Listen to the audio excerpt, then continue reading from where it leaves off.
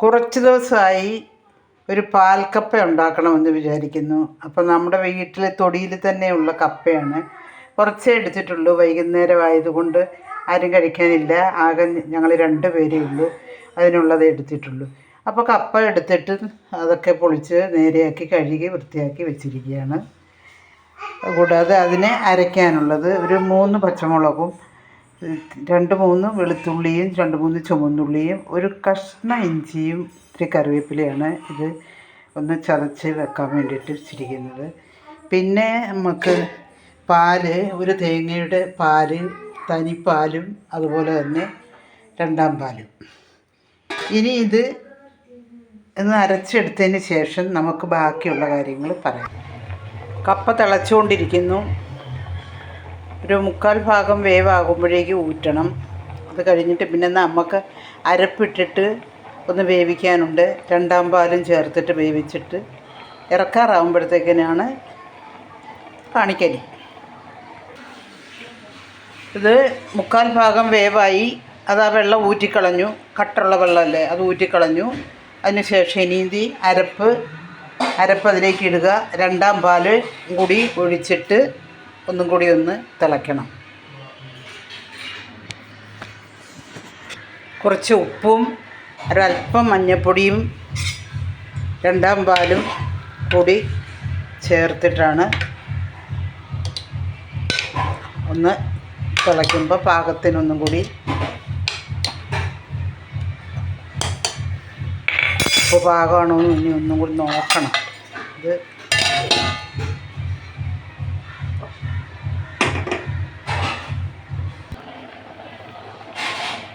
തിളയ്ക്കാൻ തുടങ്ങിയിട്ടുണ്ട്.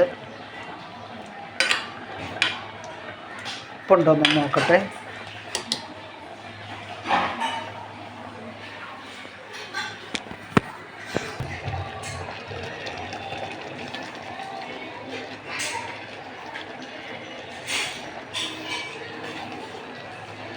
ഇതിലേക്ക് നമ്മൾ ഫസ്റ്റ് പാലൊഴിക്കുകയാണ്.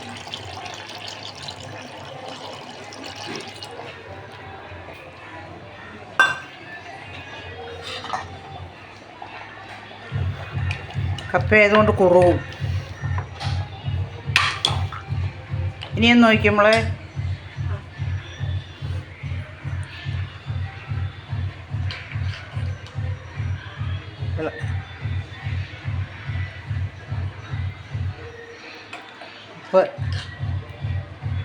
എനിക്ക് തോന്നുന്നില്ല.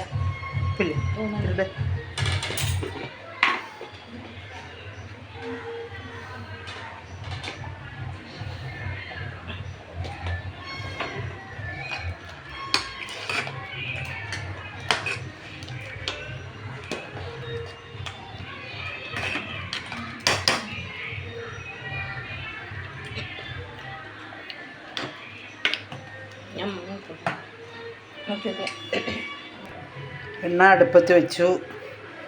ചൂടാകുമ്പോൾ ലേശം കടുക് ഇട്ടു. ചൂടായിട്ടില്ല.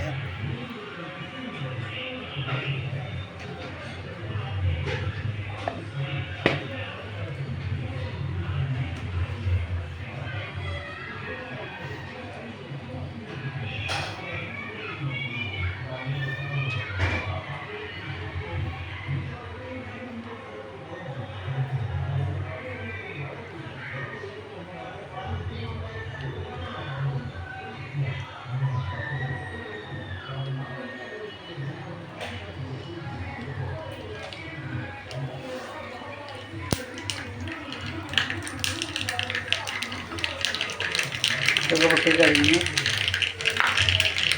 ഒരിത്തിരി കുറച്ച് മക്കമുളകും ചുവന്നുള്ളിയും കറിവേപ്പില.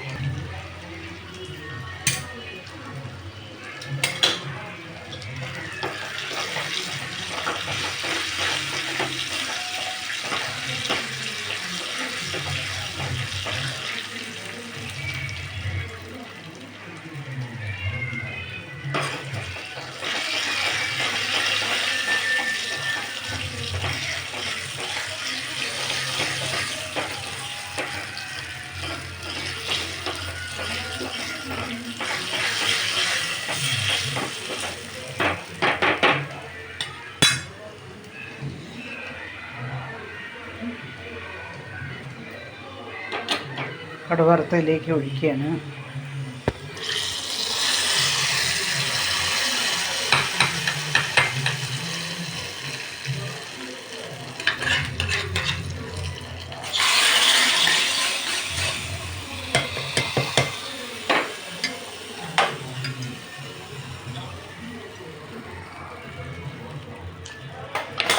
നല്ല രസമുള്ള ഒരു 4 മണി പലഹാരമാണിത്. എല്ലാവരും ഉണ്ടാക്കി നോക്കുക. ഒരു 11:30ക്കും വേണമെങ്കിൽ ഇത് കഴിക്കാം. കഞ്ഞിയുടെ കൂട്ടത്തിൽ കഴിക്കാം. അസ്ത്രമായി പോലെ കഴിക്കാവുന്ന ഒരു വിഭവമാണ്. എല്ലാവരും ഉണ്ടാക്കി നോക്കുക. എല്ലാവരും വീഡിയോ കാണുക, ലൈക്ക് ചെയ്യുക, ഷെയർ ചെയ്യുക, സബ്സ്ക്രൈബ് ചെയ്യുക.